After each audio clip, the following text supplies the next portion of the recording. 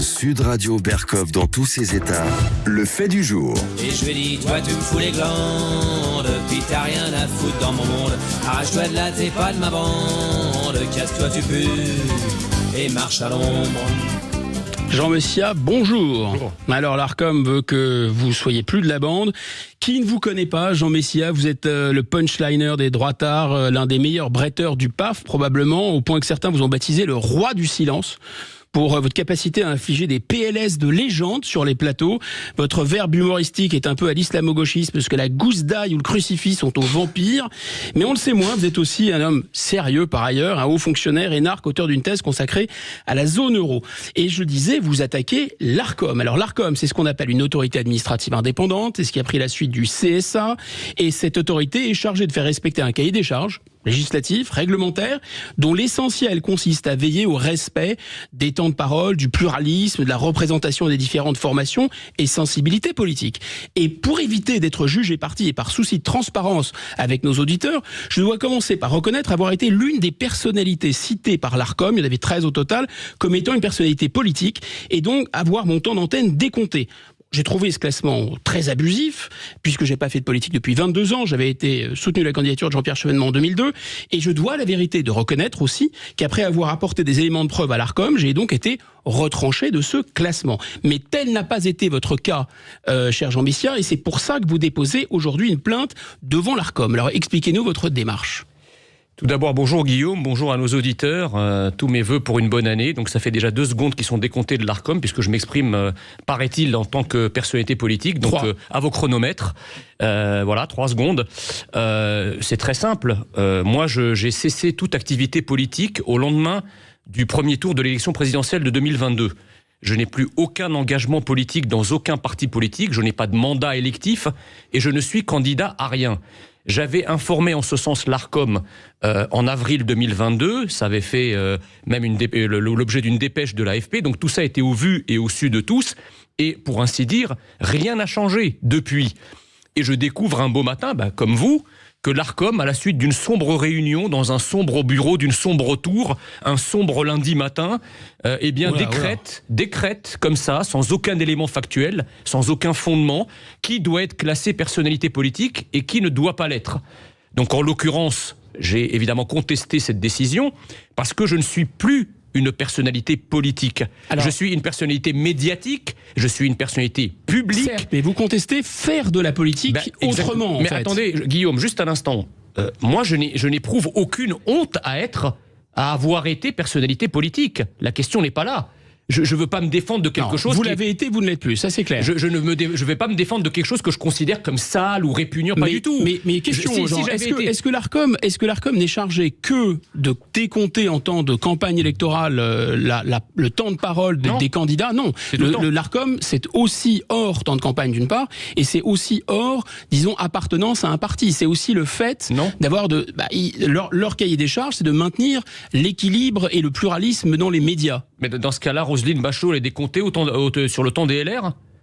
Est-ce que Patrick Cohen, quand il minimise toutes les questions liées à la violence de certaines immigrations, est-ce qu'il ne fait pas de la politique que dans le camp de la gauche et d'extrême gauche ? Est-ce qu'il est décompté ? Alors ça, cet argument est tout à fait entendable, parce que tout le monde finalement fait de la politique. Exactement. Et d'ailleurs les chroniqueurs politiques font de la politique. France Info, excusez-moi, ils sont pas connus pour être des chaînes de droite. Là, vous avez raison. Mais lorsque vous, par exemple, vous lancez une cagnotte pour soutenir un policier, que ça oblige le président de la République, d'une certaine façon, à réagir, à sortir de son silence, parce que m'est avis, et je pense que vous êtes de cet avis aussi, qu'il n'avait pas initialement nécessairement l'intention de s'adresser aux policiers. Il s'est adressé aux policiers. Donc là, finalement, votre parole a un effet politique. Est-ce que c'est pas ça la différence ? Parce que Roselyne Bachelot, elle dit des tas de trucs, mais est-ce que ça a un effet politique ? C'est pas sûr. En fait, ce qui m'est reproché, d'abord, lancer une cagnotte ne fait pas de vous une personnalité politique en soi. Sinon, les dizaines de milliers de cagnottes qui sont ouvertes par des dizaines de milliers de personnes sur les différentes plateformes devraient être considérées comme des personnalités politiques. D'ailleurs, on appelle ça des cagnottes solidaires. L'objet de la cagnotte n'est pas d'envoyer un message au président de la République à la base. L'objet de la cagnotte, c'était d'aider une famille en détresse d'un policier pris dans la tourmente. C'était ça l'objet de la cagnotte. Et elle a récolté combien? Elle a récolté 1 636 000 euros. Mais encore une fois... Bravo, mais pourquoi il y a eu ce succès à votre avis? Justement, ce sont les Français qui ont transformé ça. C'est le succès, les dizaines de milliers, les centaines de milliers de Français qui ont soutenu directement et indirectement cette cagnotte, qui lui ont donné une signification politique. Si la cagnotte avait plafonné... Mais vous reconnaissez qu'il y a eu un effet politique. Mais si la cagnotte avait plafonné à 2 ou 3 000 euros, Guillaume Bigot, vous croyez que ça aurait eu un effet politique? Qui en aurait parlé? Personne. Alors après, on me reproche la manifestation que j'ai organisée pour soutenir nos forces de l'ordre, alors que 75% des Français soutiennent nos forces de l'ordre et qu'elles sont prises à partie par un certain nombre de médias et par un certain nombre de... Jean Messia, moi je suis ni votre avocat ni votre procureur. Mais moi je suis mon propre avocat, donc permettez-moi de vous répondre. Évidemment, heureusement. Mais simplement, est-ce que vous entendez l'argument consistant à dire oui, vous n'êtes pas dans un parti politique, oui, vous ne roulez pas pour un candidat, oui, vous n'êtes pas candidat à une élection, mais lorsque vous faites cette cagnotte, lorsque vous appelez une manifestation, et lorsqu'encore plus récemment, on va peut-être entendre, vous appelez finalement les Français, tous les Français, à soutenir, et c'est votre droit d'ailleurs, une action pour exercer une pression sur le pouvoir exécutif ou voire sur les assemblées pour forcer finalement à organiser un référendum sur l'immigration, c'est quand même une parole, on va dire, comme diraient les sociologues, performative. C'est une parole qui vise à se transformer en acte. Le seul souci, si vous voulez, c'est que pour moi, et pour la plupart des Français, ce sont des actions citoyennes. Comprenez qu'on ne peut pas, à longueur de journée, regretter que les citoyens ne participent pas à la vie de la cité, ne veulent pas donner leur avis sur la vie de la cité. Quand ils demandent leur avis, on leur refuse. On ne peut pas, à longueur de journée, pousser des cris d'orfraie en disant il y a une dépolitisation de la vie politique manifestée par l'abstentionnisme massif aux élections. Et lorsque un citoyen qui ne représente que lui-même finalement, puisque c'est mon cas, ce sont des actions citoyennes, ce ne sont pas des actions politiques. Je suis un citoyen engagé, mais pas engagé au profit de tel ou tel candidat, pas engagé au profit de tel ou tel parti politique. Je suis engagé pour mes convictions, les idées que je défends. Appeler à un référendum sur l'immigration, je ne dis même pas dans quel sens il faut voter.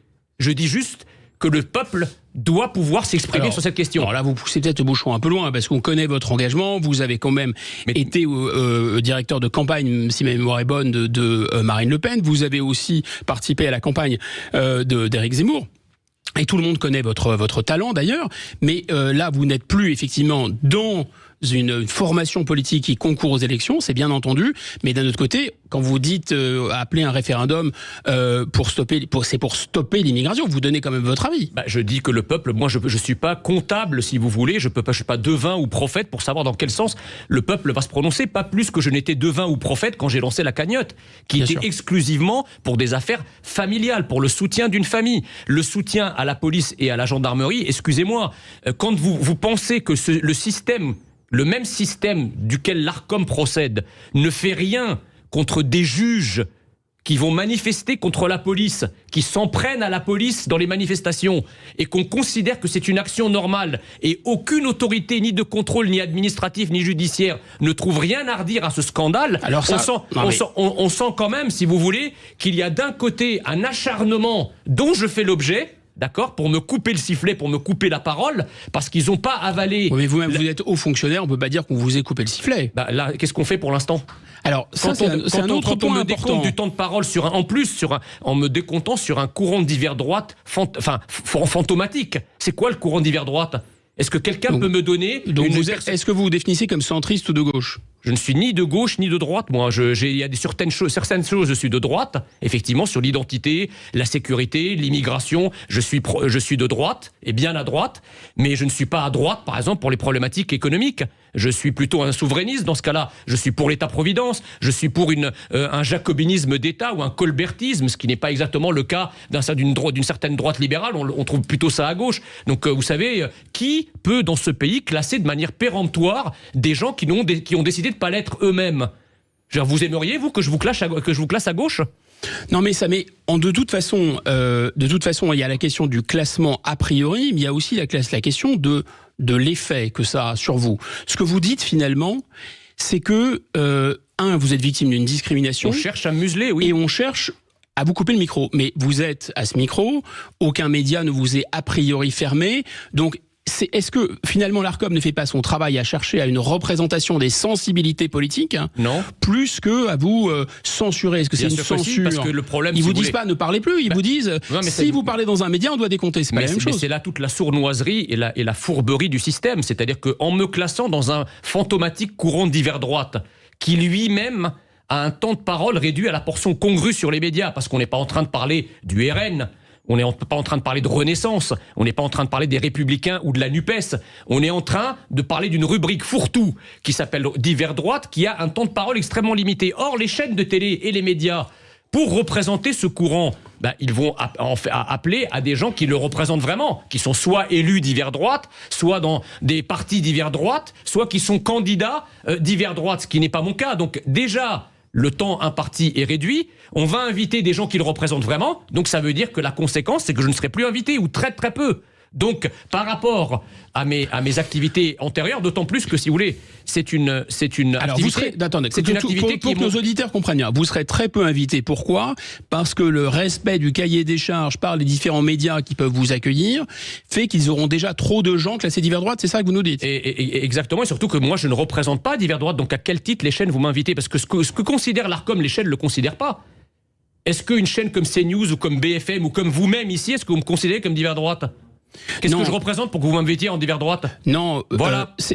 Moi, je pense que le point de fragilité, sincèrement, entre nous de l'Arcom, c'est la question du classement a priori. Encore que vous ayez eu, vous, des engagements politiques assez clairs. Mais passons. Mais je suis pas le seul, Guillaume Bigot. Non, mais là où je pense ils marquent des points, d'une certaine façon, c'est que on comprend bien que...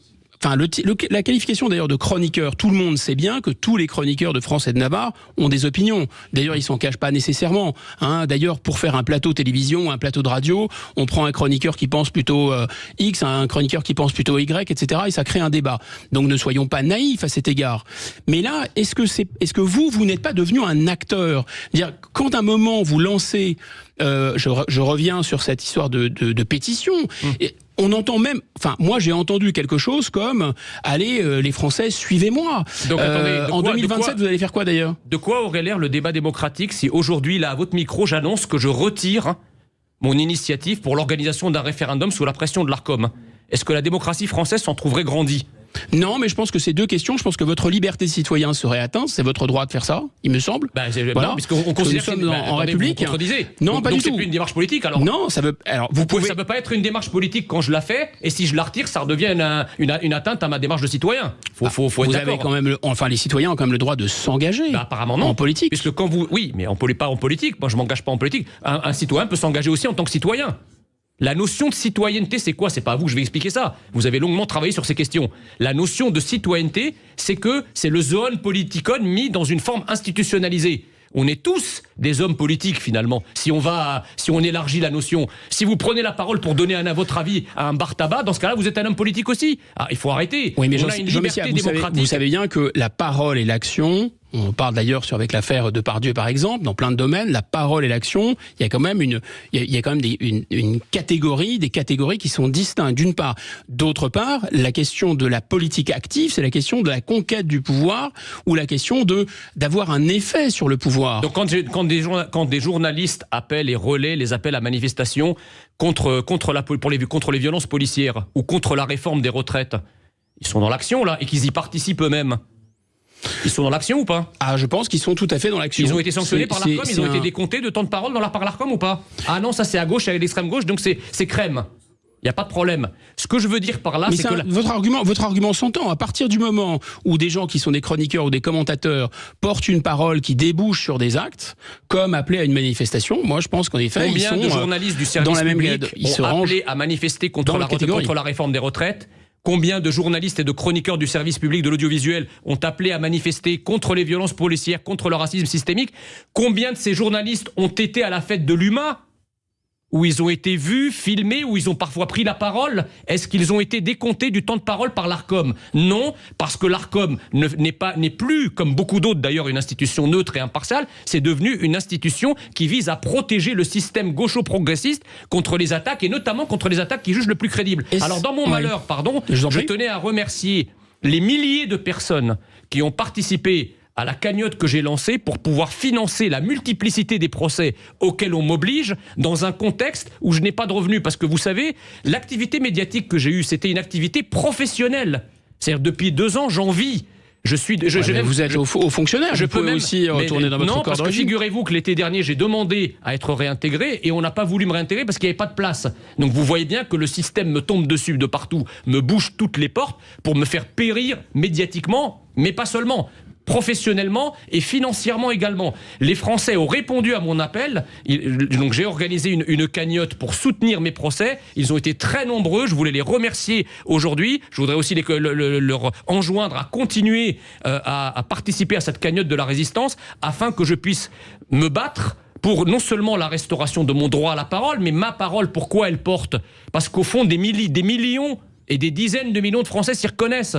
C'est pour ça. Et c'est peut-être ça la différence entre un chroniqueur qui porte juste sa propre parole et sa propre subjectivité, y compris ses choix idéologiques, et la parole de quelqu'un qui vise à entraîner des millions de personnes. Mais le problème n'est pas là. Le problème, c'est que dit le chroniqueur? Quand vous avez un chroniqueur qui parle dans le sens de la réalité que vivent les Français, ça devient un chroniqueur à succès. Voilà, il y en a eu. Dans l'histoire. Et il n'y a pas que Éric Zemmour, contrairement à l'exemple qu'on me cite souvent. Il y a eu lui, bien sûr, mais il y en a eu d'autres. À partir du moment où vous êtes par exemple Jean-Michel Apathy, où vous êtes Patrick Cohen, où vous décrivez des réalités qui sont totalement étrangères à la réalité incandescente que vivent les Français, bah effectivement, vous n'êtes pas... Alors si, vous êtes à succès, mais en négatif. C'est-à-dire vous êtes détesté. Donc à un moment, si vous voulez, les signaux que les Français envoient en termes de popularité des chroniqueurs doivent être aussi interprétés par les dits chroniqueurs qui doivent se remettre en question. Popularité des chroniqueurs, c'est pas la même chose que popularité des actions lancées par les chroniqueurs. Mais les actions, encore une fois, Guillaume Bigot, sont des actions citoyennes. Si lancées... Alors, dans ce cas-là, pourquoi la famille de Naël n'est pas classée pour personnalité politique ? Ils ont lancé une cagnotte pour eux-mêmes, pour se soutenir eux-mêmes. Il y avait des tas de gens qui ont participé à cette cagnotte. Il y a même des gens qui en ont fait la promotion. Quand Mbappé fait la promotion de ça, c'est une personnalité politique. Je peux vous poser une question. Si les gens qui soutenaient la famille de Naël tenaient chronique politique dans une émission, il faudrait les décompter ou pas au titre du pluralisme ? Rassurez-vous, il y en a des milliers qui le font pour eux, hein, et ils ne sont pas décomptés. Entendu. Il y a énormément de journalistes et de chroniqueurs qui ont pris fait et cause pour la famille de Naël, qui ont même minimisé le profil du jeune Naël en parlant d'un petit ange, un ange blanc parti trop tôt. Excusez-moi, ça veut dire faire de la politique et soutenir aussi et appeler au soutien de la cagnotte. Ce que je veux dire, c'est que nous sommes dans un système hémiplégique qui s'acharne contre tout ce qui n'est pas dans son idéologie dominante et qui, par contre, fait preuve d'une commisération déconcertante pour les pires actions politiques, qui peuvent être faites, mais au nom de l'idéologie dominante. Mais ça, c'est votre interprétation, et encore une fois, je pense qu'on peut dire des tas de choses de l'ARCOM, qui est une institution comme toutes les institutions critiquables, mais pas qu'elle encourage le progressisme gauchiste. Comment vous appelez une organisation... Naël et l'ARCOM, ça n'a pas de rapport. Comment vous appelez une réunion organisée par le président de l'ARCOM en 2022 sur le racisme systémique et les violences policières, avec une intervenante qui est soi-disant prof à Sciences Po et qui a fricoté avec l'islamisme? Mais c'est pas l'ARCOM elle-même. C'est l'ARCOM elle-même, c'est un séminaire qui a lieu au sein de l'ARCOM, béni par le président de l'ARCOM. Donc l'idéologie de l'ARCOM à travers ce genre d'initiative Pourquoi ils ne se classent pas eux-mêmes, du coup, personnalité politique? Alors, ils ont le droit d'avoir, j'imagine, y compris les membres de l'ARCOM, des opinions ou des préférences. Ouais. Alors, à condition qu'ils organisent quelques semaines ou quelques mois après un séminaire identitaire, par exemple, sur la lutte contre l'immigration. Ils l'ont fait? Non. Donc c'est unilatéral, leur idéologie, en fait.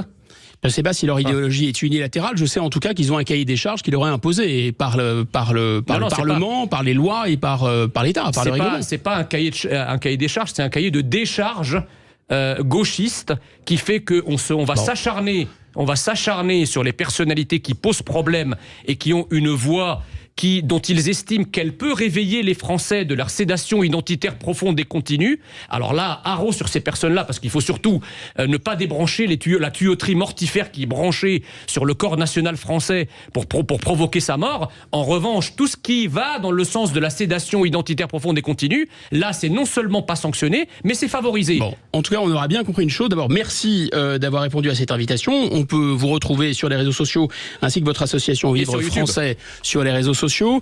Ce qu'on a compris, vous avez décompté en le temps tout de parole, cas, là, juste un petit point sur l'Arcom. Attendez, stop, Monsieur Mestre, non, mais si là, vous avez tenu votre chronomètre, c'est moi qui fais le décompte. Donc, en l'occurrence, merci à vous. On a bien compris qu'on vous fera pas taire en 2024, hein, et on a bien compris aussi qu'il s'agissait pas d'une censure, mais simplement d'un décompte, et le débat est ouvert. Merci infiniment. C'est une censure. J'ose à peine vous remercier parce que ça va être décompté du montant de parole. Merci Jean Messia d'avoir été avec nous, président du cercle de réflexion Vivo Français. On va se retrouver dans un instant sur Sud Radio. On va prendre tous vos appels au 0826 300 300 et puis on va parler de Gérard Depardieu. À tout de suite.